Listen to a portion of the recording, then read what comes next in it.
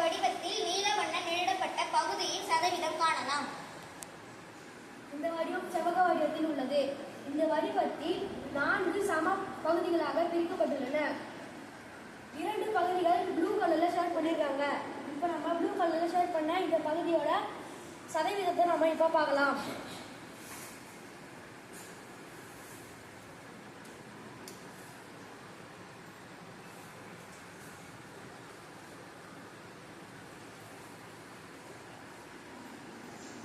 பகுதிகள் என்பது 100%. 4 பாதி 2 பகுதிகள். 2 பகுதிகள் என்பது 100 பாதி 50%.